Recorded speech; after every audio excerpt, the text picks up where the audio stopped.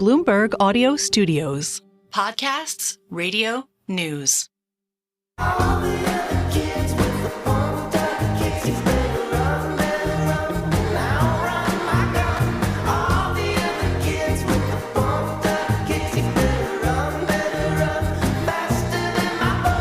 Dividend investing has a long and storied history. A substantial percentage of market returns are due to the impact of reinvested dividends compounding over time.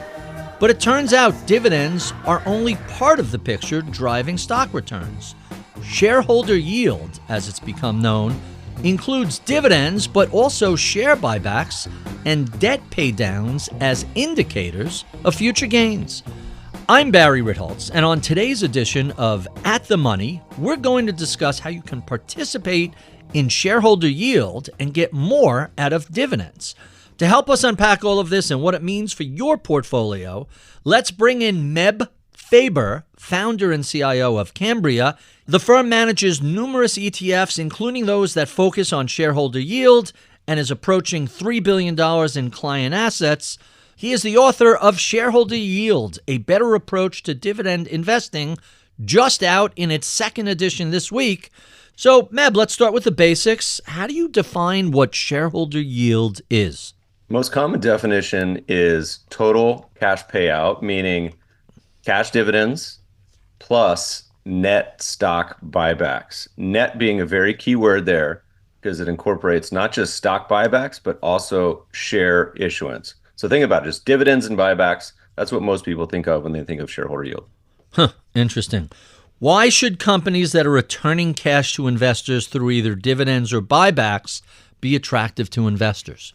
There's a lot of co-inherited traits for a company that's paying dividends or buying back shares. The biggest is they have to have the cash in the first place. So if you're paying out a 10% yield, then likely you either have a ton of cash flow or more cash than you know what to do with. A good traditional case study would be Apple, who did both. They pay out cash dividend and they do a stock buyback.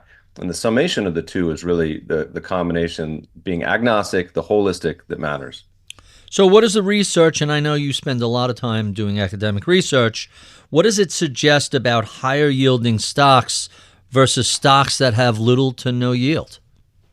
First of all, investors love dividends. There's probably no more time-honored tradition than people getting that quarterly dividend check, passive income. People fantasize about sitting on the beach, drinking pina coladas in Cabo, and getting that dividend check.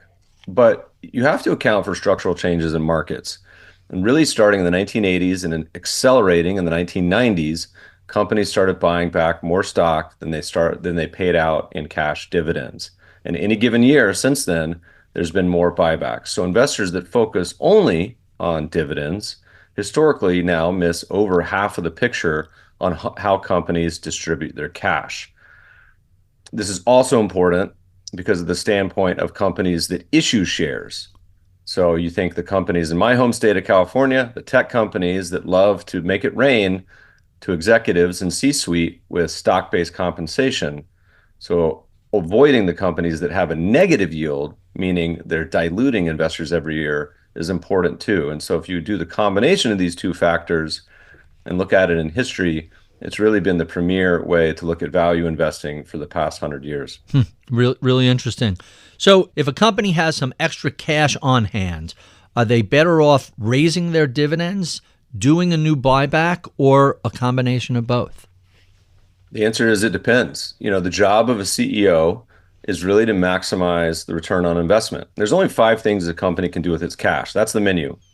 There's no secret in and out menu here, right? It's they can pay out a dividend, they can buy back stock, they can pay down debt if they have it, they can go merge or acquire another company. And then the last one, which is what everyone spends 99% of the time focusing on, is reinvest in the business, R&D. So what new iPhone are we launching? What new chip is NVIDIA doing? What new service are we offering?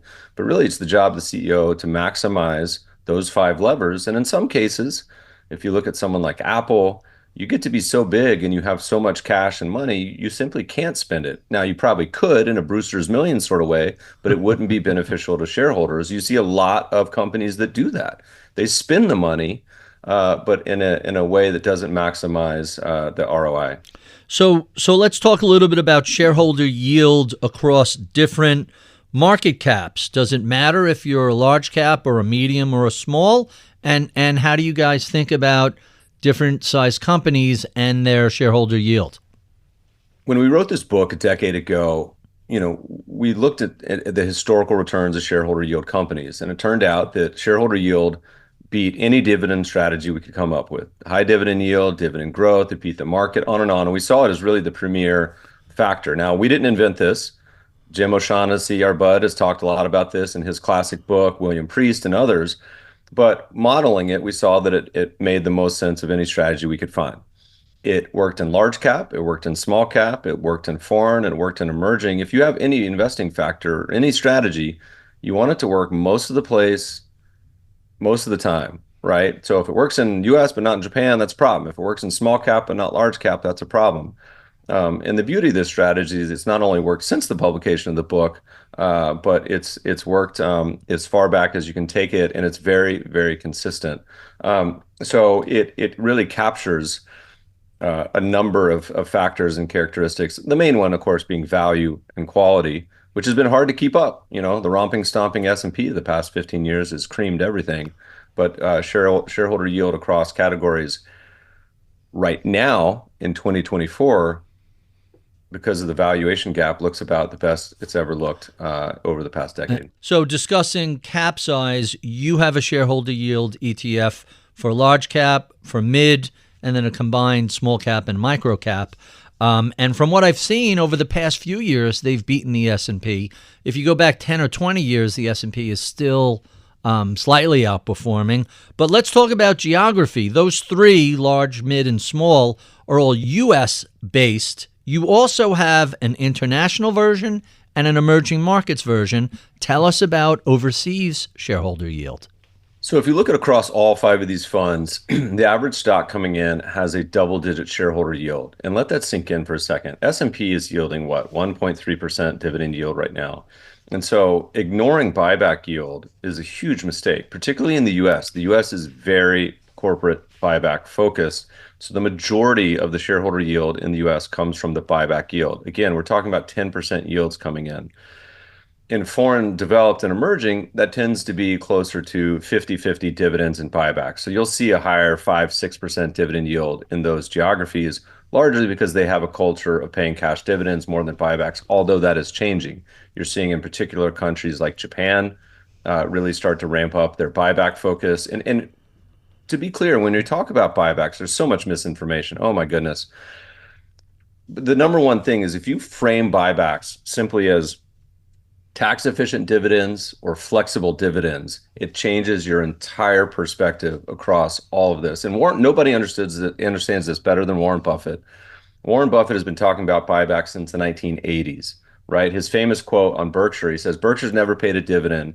It once paid a 10-cent dividend in the 60s, and I must have been in the bathroom," right? So he gets it. He gets that on buybacks on average, if a stock is cheap, a buyback is a great use of cash.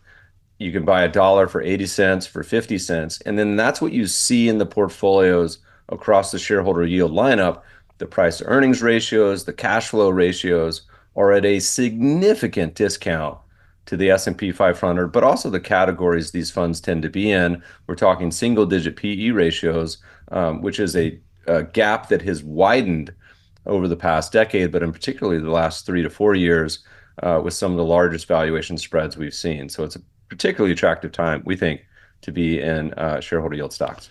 So who is the typical buyer of any of these shareholder yield ETFs? Are they traditional value and dividend investors? Who do you see as purchasing your funds? It's a little bit of everything. You have advisors that think in the style boxes, so they're making substitutes like a Lego. You have individual investors. You have institutions that are simply looking for a better approach to not just income, but just equity investing in general. What's interesting is you have a lot of investors in this cycle that have shied away from foreign and emerging markets. How many times have you heard, "I don't trust the numbers. I don't believe in emerging markets, what they're doing"? And our emerging market fund is actually our second biggest fund. And what's interesting about emerging markets, if you're a company that's paying out 10% of your market cap in dividends or buying back shares, you know what you're not doing with that money is squandering it. You're not naming stadiums, you're not buying jets, you're not doing bribes, on and on. You have to have the cash to be able to pay it out. So by definition, this type of strategy is a quality strategy. So it avoids a lot of those types of companies. And one more comment. So traditionally in the US, this tends towards sectors like financials and energy, and that's true across all the geographies currently. And people say, Meb, you're missing out. You're missing out on the tech AI boom in the US. You have a very low tech exposure in the US, and that's true. Part of that is the tech companies are expensive, and they also are doing a lot of share issuance. In emerging markets, tech is the largest sector. Wow. And so part of that is simply because emerging markets are down so much, but also they have a very high shareholder yield there as well. Really interesting. So to wrap up, investors who might traditionally have been straight dividend buyers should be considering shareholder yield ETFs. It gives them the full benefit of management that's trying to return the most amount of cash back to shareholders through both dividends and the more tax-efficient stock buybacks too. I'm Barry Ritholtz, and this is Bloomberg's At the Money.